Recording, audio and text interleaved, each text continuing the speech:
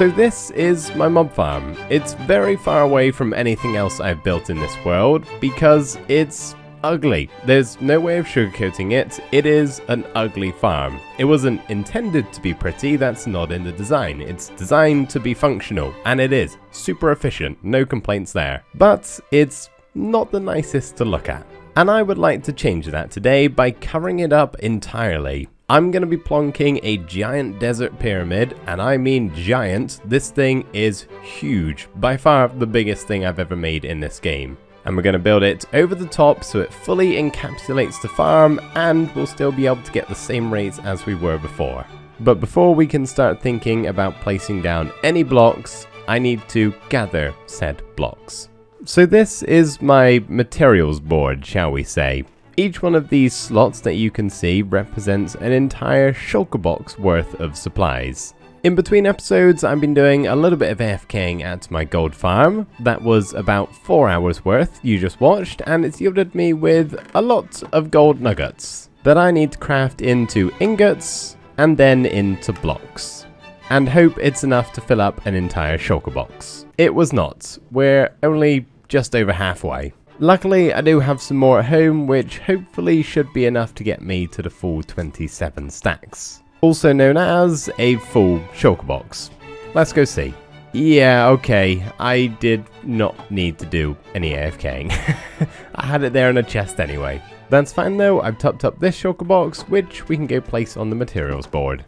Okay, how exactly do I do this? Can't really reach, I'm gonna have to do a jump and place. Huh! Nailed it. So now do I go for the red sandstone or the regular sandstone? I'm doing the red sandstone first. It's definitely not because I'm putting off gathering 747 stacks of sandstone. 70 sounds much nicer. Yeah, it's definitely not because of that at all. I just really want to go to the mesa. You know what I mean, Clifford? Here I am in the beautiful Badlands, and I'm just wondering, where is all of the sandstone? We got plenty of sand around, as you can see, but if I dig it up, there's no sandstone like there is in the desert. So do these blocks just not generate here? If so, that's a bit of a problem, because it means I've then got to dig sand instead of sandstone, which is going to approximately take 4 times as long. So I've been doing some research, and it looks like red sandstone only generates beneath red sand deposits. I don't know what that is, I'll be honest. But everywhere I look is just orange terracotta, which is of no use to me, so it looks like I'm gonna have to skin the entire land of its red sand. I'm sure it's gonna look lovely when I'm done with it.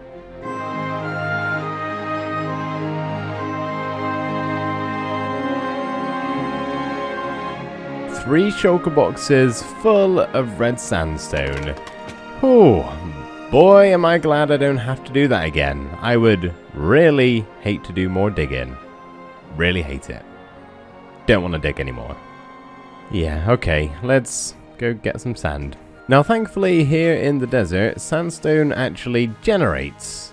So I can just find big mounds of this and dig it straight. I don't have to do the whole sand stuff like I did earlier. Plus, I've got quite a few sections like this where I've dug it out for sand, revealing the sandstone underneath that I can easily get to. So even though I need 70 stacks of sandstone, I'm hoping it shouldn't be too bad. So I went digging. A couple of times actually, then some more on top of that, and even more digging.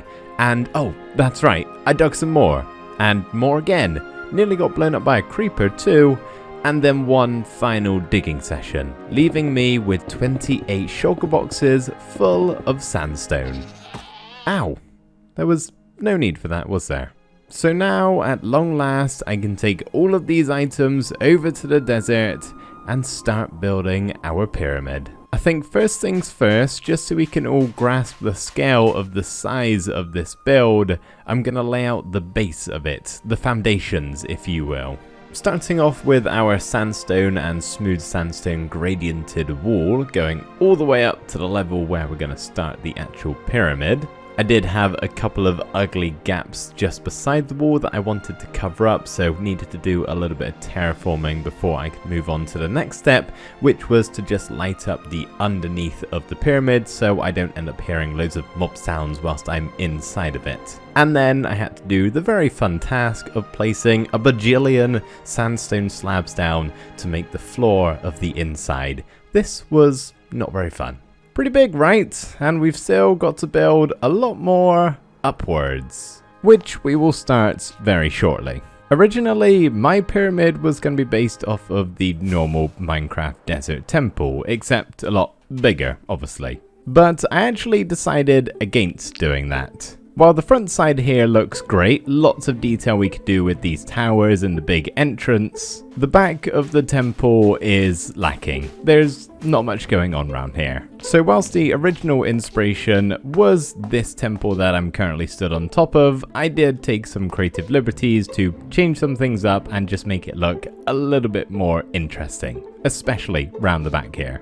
Starting by taking these two towers and building them on all four corners of my pyramid. That way, none of the sides are going to be boring to look at.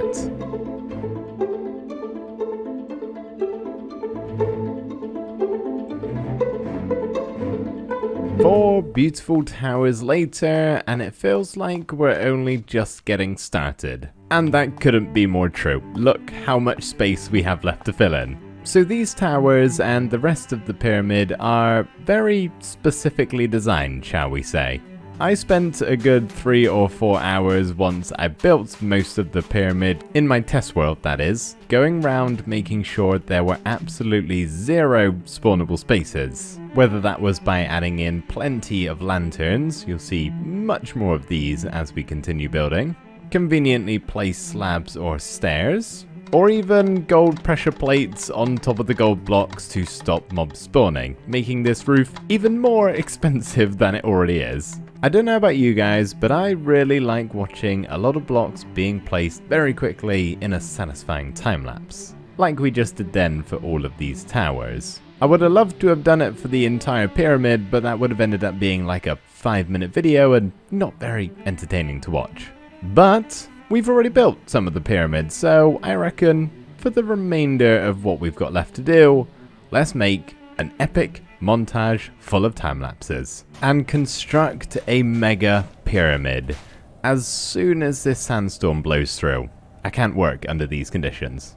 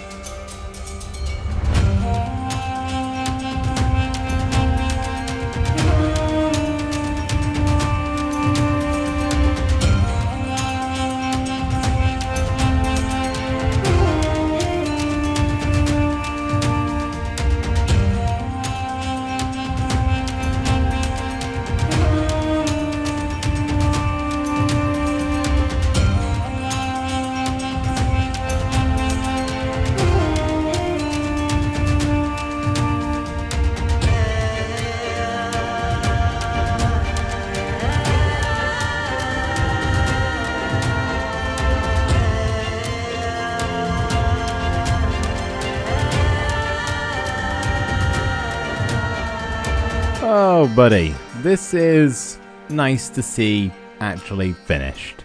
I've been placing blocks for a long while now, if you couldn't tell. Pretty big though, right? Definitely the biggest build I've ever made in Minecraft, by a long shot. We of course had our ocean monument from a few episodes ago, but that one is dwarfed in comparison to this, and I could not be happier with the outcome. However, we aren't actually done just yet. There's a few more things we've got left to do. Of course, we need to sort out the actual mob farm and cover this thing up pretty much entirely, but priority number 1 isn't that. I would actually like to sort my nether portal out first and relocate it. So I'm just down here collecting some obsidian to build a much bigger portal, and get a load of this. I was just digging this away, and I happened to find one of the rarest blocks in the game. Just here, in a random lava cave. I mean, what are the odds really? Pretty low, right? Do I have more than one? I do. Let's make sure it doesn't burn. Look at that, 2 stone diamond ore. Anyway, back to digging.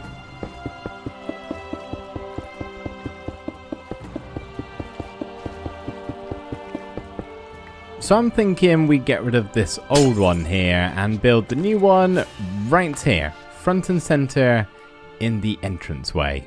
We should be able to get rid of all of these red sandstone blocks because behind it we have all of this free real estate, and then we can do a big old portal that you can't really even see the obsidian. They always look really cool. So we'll give it a go and see how it looks. I'm not so sure about this one. I really like the contrast, but at the same time I think it might be a bit too much contrast. I'm not sure. I'm going to leave it for now, mainly because I don't want to break all that obsidian again, and I'll see what you guys say in the comments. So please let me know thoughts on the portal, good or bad. Despite all of these lanterns, if you can believe it, I've actually forgotten to do some lighting up. Behind a lot of these sections, as you may be able to tell, is the potential for another mob farm. I don't need any more. I've got the one in the center and that's enough. So I need to slap down some sea lanterns so we don't have to worry about anything spawning in here. Now is when we can sort out the final bit of ugliness. Very simply, I'm just gonna cover this thing up in a box.